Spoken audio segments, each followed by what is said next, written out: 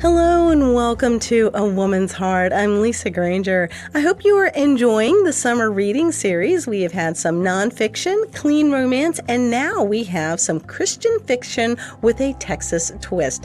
My guest today is Karen Witemeyer, and she and I had a delightful time talking about her journey as a writer, how her faith plays into her stories, and how she hopes her readers enjoy the stories while learning some lessons.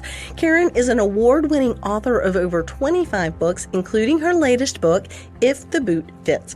For the show notes with information on Karen and a complete list of all the summer reading, please go to my website, lisagranger.com. And would you share some of these books and authors with friends? We could all use some good books in our lives.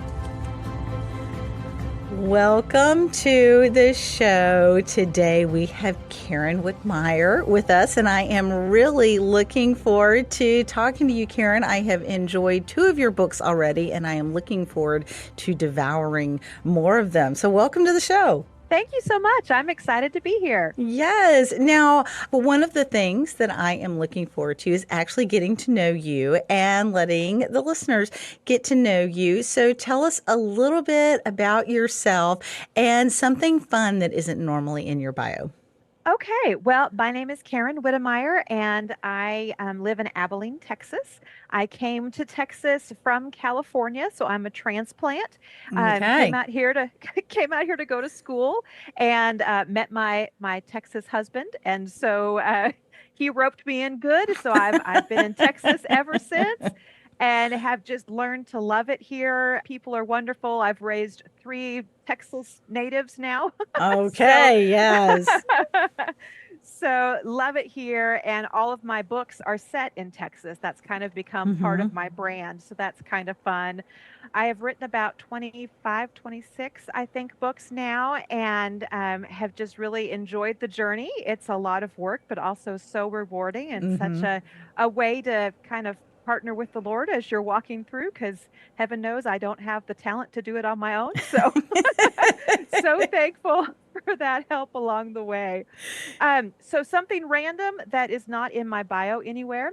My favorite animal is the hippopotamus. Okay. And the kind of crazy story behind this is I had a friend back in elementary school, and in school they always have favorite animals that you're talking about and things, hmm and we were determined that we would not have a normal animal as our favorite animal. Okay. We No. wanted to Yeah. be No cats, no dogs, no horses.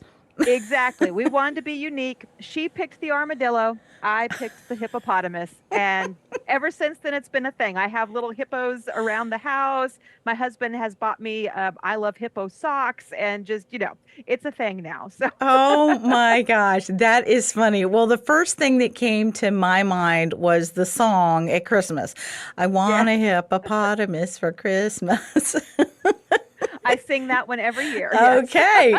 I don't really want a hippopotamus for Christmas, though. Well, no, because they're actually one of the deadliest animals in I Africa. They are know. responsible for more deaths than the lions are, as those big chompers can chomp big time. Yes. Well, that is funny. Don't be surprised if you get an email with a picture of a hippopotamus in it now. Perfect.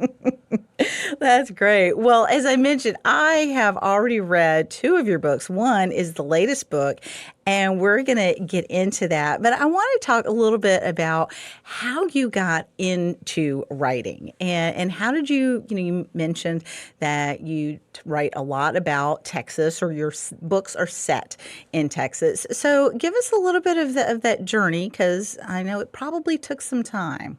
It did, yes.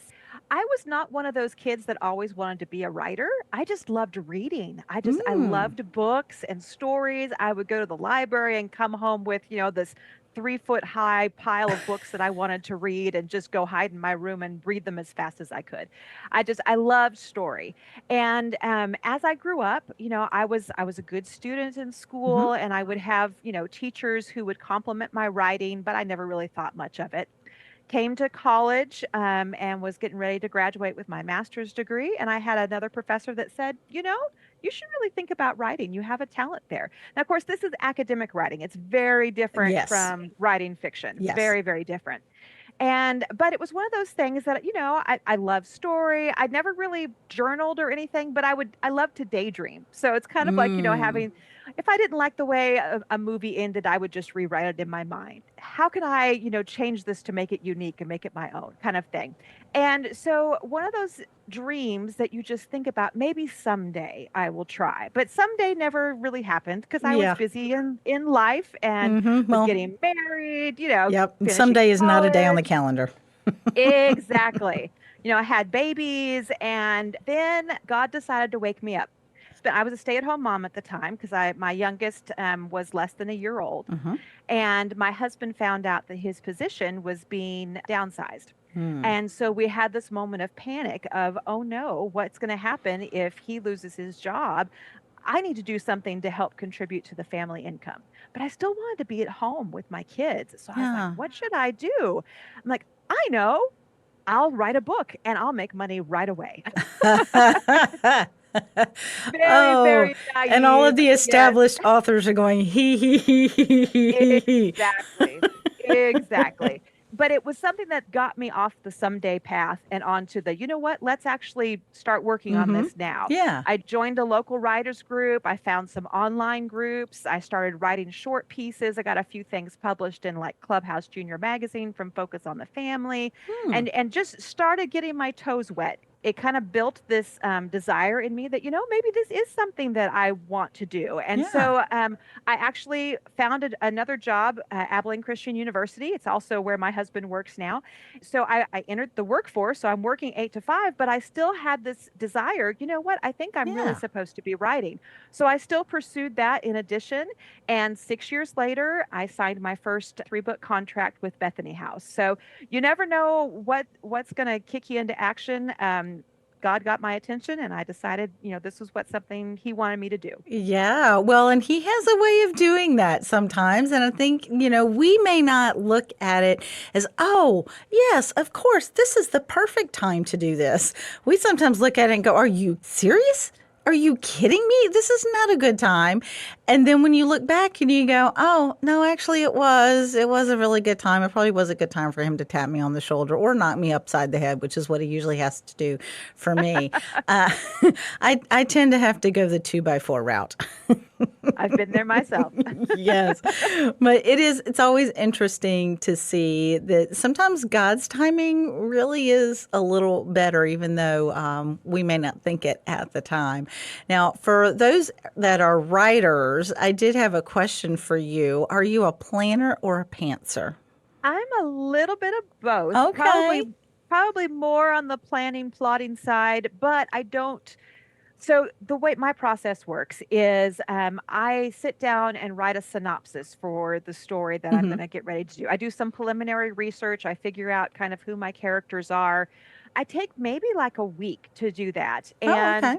it's not super in depth. It's usually anywhere from like 4 to 8 pages. Sometimes it might be a little bit longer, but it basically gives me a framework for what the story is going to be like, who the characters are, what the main goal is that they're trying to accomplish, what are some of the big plot points that are going to happen along the way. And so I have kind of just this. A rough skeleton Yeah, on which yeah, to a build rough on. skeleton. That's a good way to say it. And then I just sit down and start writing. I don't go by chapter. I don't know exactly what's going to happen, how I'm going to get from point A to point B, but I know where point A and point B are. And I'm usually pretty good at staying to the roadmap. I sometimes will take little side trips along the way, but Hmm. usually my finished product ends up being fairly close to what my intent was at the beginning. So I do some planning, but then I also just kind of sit down and go after I have the basic framework. Yeah, and for those, I had never heard the term until somewhat recently, the whole planner, pantser, and I was like, pantser, and right by the seat of your pants. And I'm like, oh, okay, I like that term. Now, how has, you mentioned that God is the one that really kind of instilled this desire and nudged you, opened your eyes to go, maybe this is something that I'm really called to do and that I have a gift to do. How has your faith, because the faith does shine through in your books, how has your faith affected your writing? But then on the flip side, how has writing and getting into these stories and that affected your faith? Very good question. It is such an integral part of the writing process for me. I pray over my writing every day. I really feel it's not like I can point to specific things all the time, but it can be something as simple as all of a sudden the right word just pops into my head. And Hmm. I think there's a reason for that. Yeah. Or I get an inspiration for an idea of, this would be really cool if we did this. And I really don't think it's myself coming up with those. I think the creator is helping and inspiring and guiding. And so I really feel that influence. But I will say that the biggest place where I feel his influence is as I am writing the spiritual thread for the story. It's very rare that I start off with an idea of this is the message I'm going to convey in the book. Okay. Usually it's more of these are the characters and this is what they're dealing with. And as we go through, how is God impacting their lives? And because you write from what you write, from an Mm-hmm. authentic place of who you are, a lot of the spiritual issues that my characters deal with are spiritual issues that I deal with as well. Interesting how Okay. God does that. Yes, isn't it though? There's a lot of themes of trust, a lot of themes of, working things out with family. There's a lot of themes of his timing versus my timing, those kind of things. And so a lot of that, I think God is trying to teach me something in the process of writing Mm-hmm. so that then I can share that with others. And one of the things that just never ceases to amaze me is when a writer will reach out and they'll send me an email and they'll say, God really spoke to me in this. And I'm like, that is not even what I intended when I wrote that. But how amazing Wow. is it that God is using that to speak some truth to your soul that I didn't even know was there? And so it's not just a what did I intend, but it's also what did God intend for the readers to get out of it. And I think he can send different things to different readers depending on where they are in their own personal journey. Yeah, no, I absolutely agree with that because it's going to go through, they're going to read it through their filter and what they are dealing with. And even if you may have had one thing in mind, God's going, nah, yeah, that's for you. That's for you. But then this is going to be for this reader over there. And this is going to be for that reader. I think God can use all of it to speak to us individually. What are you really hoping the readers get out of some of your stories? From a spiritual standpoint, my hope is that they see something about God that draws them nearer to him in the Mm-hmm. story, whatever shape that takes, whether it's overt or just more subtle.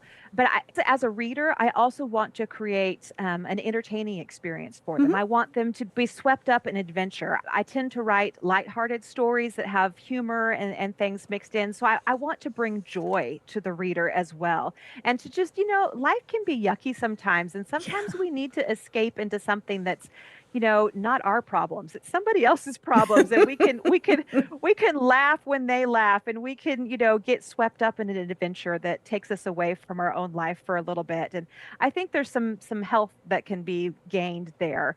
But really my main theme besides just an entertaining experience is to also to meet God in the pages somehow. Yeah, well, and I am reminded so many times that there are lessons that we can learn sometimes better through stories. And Jesus taught through parables all the time. And we can, maybe you really do need to read a book about forgiveness and family issues, or maybe you do. Maybe you just want to pick up a book that has that theme running through it. And then through the characters and through the story, you don't feel preached at. You can just kind of enter in and Exactly. go, oh, and I totally agree that there are times when if I am stressed and I'm overwhelmed, as much as I love a lot of nonfiction books and they're very helpful and they're very meaningful and they can really teach a good principle, there's times when I'm like, I don't have the bandwidth for that right now.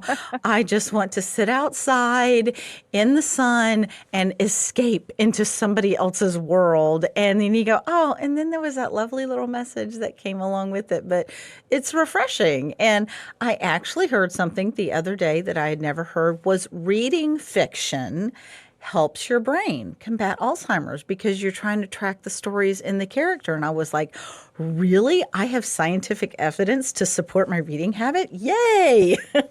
Absolutely. Well, and I think one of the biggest things you get from reading fiction is a chance to grow in empathy with other people. Hmm. It's amazing to me how much I will forgive a hero because I know his backstory and I know what he's been through. But the guy Yeah. that I meet, at the gas station who's being rude, it's like, you're a jerk. But I don't know what he's been going through, Yeah. because I don't see all of his backstory and all of that. But when I learn to look at people through that lens of, you know what, he's probably got a story too. Hmm. I think it helps you build empathy towards people and understand that, you know what, you don't know what's going on, what all the struggles that they have been going through too.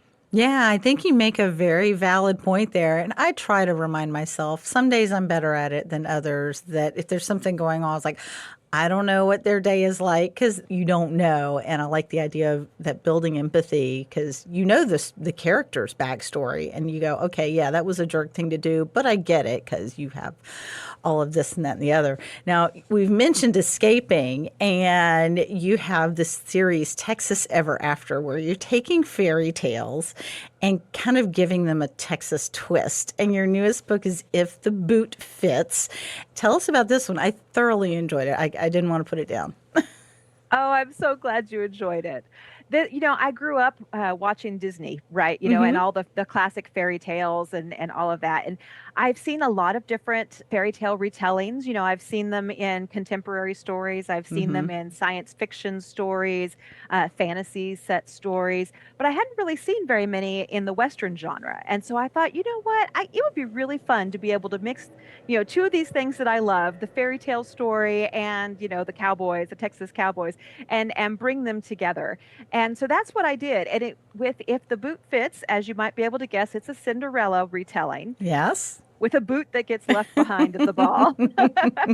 But I thought it would be fun to give it a little more of a twist too. So it's more of a Cinder-fella story. So the poor cowboy There is you after the go. rich cattleman's princess daughter. Mm-hmm. And so I had a lot of fun, kind of doing the role reversal and, kind of redeeming some of the characters. One of the things I don't like about fairy tales is the stepmother is always the bad guy. Yes, it's There always the evil stepmother. And I know the poor stepmoms that are out there that are actually really good and in some cases could be better Exactly. than the biological mother. I've seen that case as well. So, yeah. Exactly. So I really wanted the stepmother in this story to really be a godly woman who was Hmm. super supportive and loving and very family oriented. So I really wanted to redeem that stepmother role. And so that's one of the things that I did. But because she's not the villain and it becomes pretty obvious that she's not the villain, Hmm. then I had to come up with a different villain. And so I won't give it away, but it Oh, was it was no.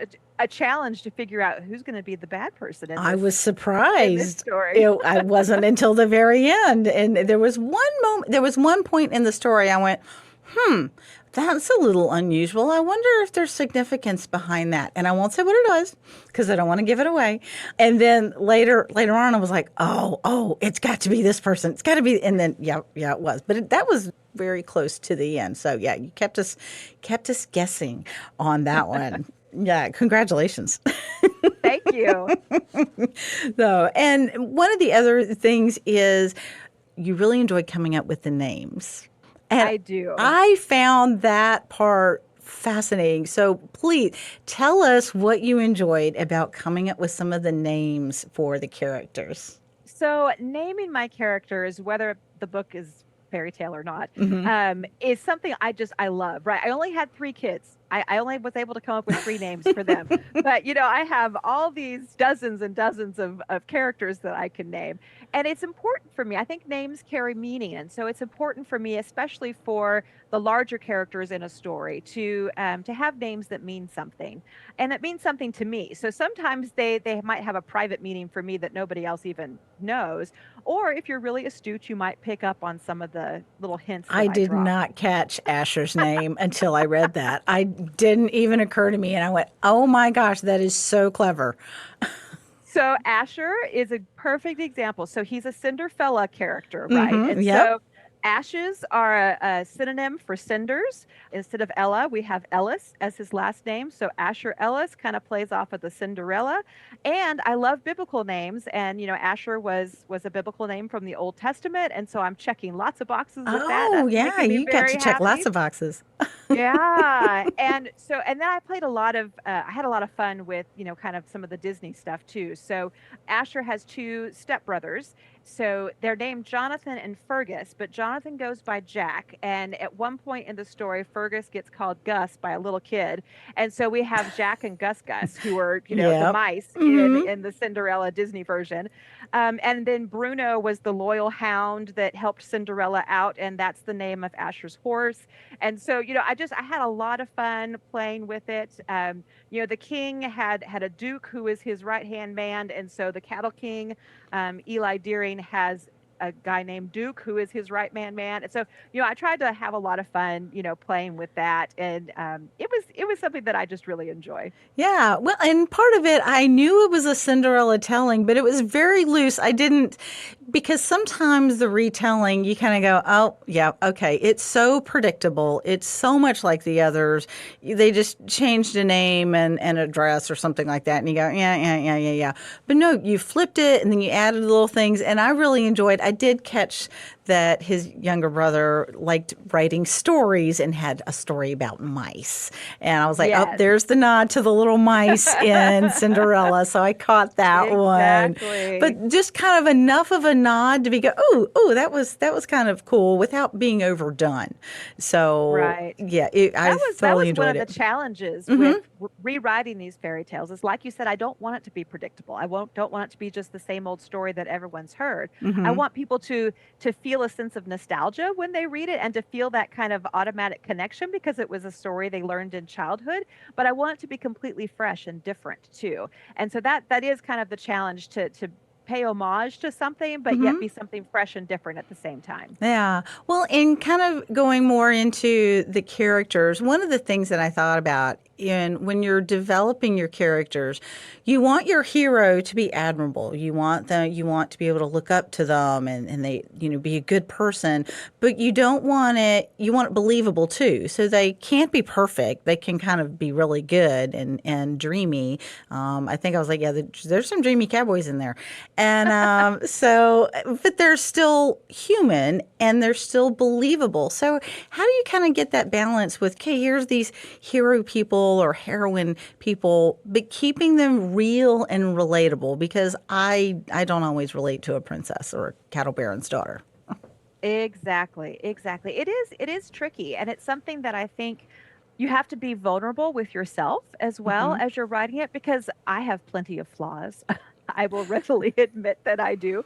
And even though we don't you necessarily want to, advertise them, they're there. And so I Hmm. think it's the same when you're writing the characters. You want them to be likable, admirable people, but you also want them to have room to grow. The things that they go through in the course of the story should change them, right? That should change Hmm. them hopefully for the better as they, become more of who they are designed to be, especially as they grow closer to God and closer to another person in this relationship. I think the big thing is to just be genuine with them, and not try so hard to make them perfect because then they won't be relatable, as you said. And so, Yeah. Asher from the very beginning, he's doing something that's wrong, but he's doing it Hmm. for an admirable reason. So you Yeah. still kind of like him because he's doing it for the right reason, but he's really messing it up. And that's going to come back to haunt him a few times, over Hmm. the course of the Yeah, it story. does. And going to be something that he and the heroine are going to have to work through, that he and the heroine's father are going to have to work through. And Samantha comes with a lot of her baggage too. She's got a lot of pain and misconceptions over Hmm. relationships with her family from her childhood on, and she's kind of resistant to opening the door to deepening a family relationship at the beginning because she's just too hurt. And Yeah. seeing her grow over the course of the story, I think really, I'm hoping it's something to help other people who see themselves in family relationships that may not be ideal, that there's been hurt feelings and other things more deep than that you can, have honest conversations and work through some of those things so that healing can take place. Yeah, yeah, and I did. I liked the reconciliation and that thing with the family. So you've got this was the second in your Texas Ever After. The first one's kind of loosely based on Snow White, and then you have another one coming out. So what's the next one that's coming out? The third book in the series will be out in December, and it is called Cloaked in Beauty. And Hmm. this one is a little bit different because I take two different fairy tales and combine them together. So I take Little Red Riding Hood and mash it up with Sleeping Beauty. And so That is I've not a had combination I would have come up with. it was so fun. And as the story was kind of developing in my head, it made sense. So one of the things I initially started with the Sleeping Beauty story, but she's going to be off as Sleeping Beauty was off on her own, being raised in Mm. isolation, by three fairies. Well, we're not going to have three fairies in Yeah, Texas. yeah, So, no. so who's going to raise her? Well, how about a grandmother? Somebody who'd be very trusted by her mother to take care of her, off on her own. Well, who else was with a grandmother out in the woods? Well, we have There Little we Red Riding Hood, go. and we can, have the very iconic red cloak that, plays a role. And there's a wolf that is not a bad wolf, but is the heroine's best friend growing up, because she's in isolation. She is not around people at all. So she makes friends where Mm. she can. She raises this wolf cub, and now he is, her protector and all of that. And so it's kind of Little Red Riding Hood with the backstory of Sleeping Beauty. Once she turns a certain age, she has to go back home, and a Pinkerton agent is the one who's been hired to bring her. And so those are the two. It's kind of a journey romance, and those are the two that fall in love over the course of the journey. And of course, his name is Philip, and he rides a white horse because. Okay, well, because Philip rode a white horse. There we go. All right. Well, I will be looking forward to that. And as we kind of start to wrap up, and I'm a little sad because I would love to just sit and chat about all the other books. There may be authors out there or wannabe authors or just people that know that they want to do something. What would you say to someone if you could sit down and have a cup of coffee to encourage someone to pursue the passion that God has placed in their heart? I would recommend that you give that gift to God in whatever Hmm. way He sees to use it. A lot of times we get inspired to do something, and then I've been guilty of this. I take it over and I want to do it the way I want it to be done. I want to do it in my timetable. I Hmm. want everything to happen just the way that. I see it happen for other people. So I'm a little jealous because it's not happening the way it happens for other people.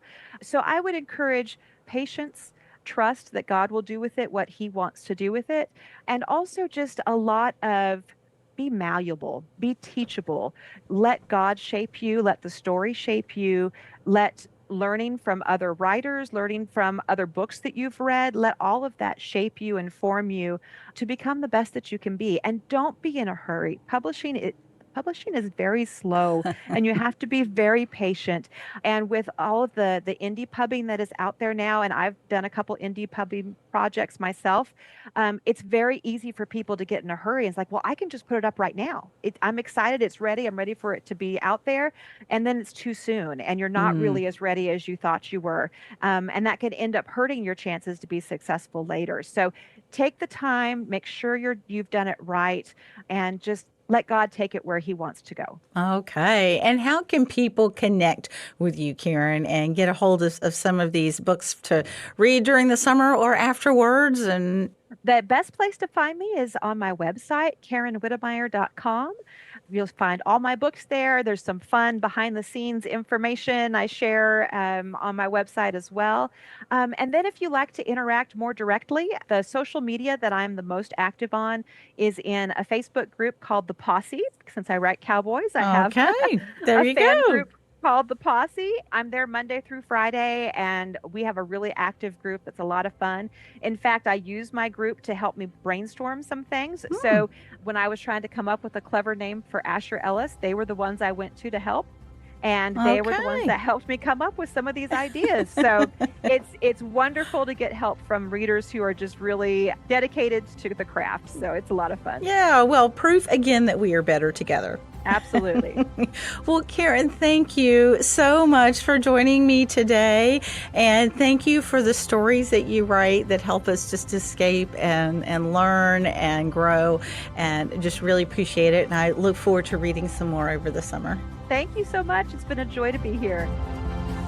Thanks so much for joining me today on A Woman's Heart. I'm Lisa Granger. I hope you enjoyed our conversation with Karen Witemeyer today and that you will go and check out some of her books. I know I have enjoyed reading them. And go to my website, lisagranger.com, for a complete reading list and the show notes with Karen's information.